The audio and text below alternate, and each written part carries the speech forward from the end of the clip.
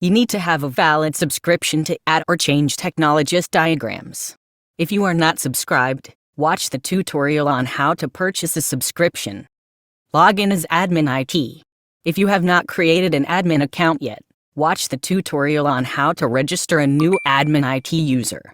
Go to admin page. Tap picture icon. Tap a related field that you want to add or change the diagram.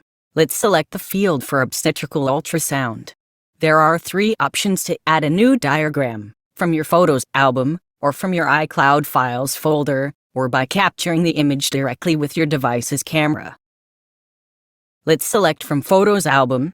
Select the diagram you like and you are done. The new diagram will be updated across all of your devices. If you don't see the updated diagram immediately on your other devices, tap refresh icon, the circle with arrow, to update the diagrams from your iCloud account.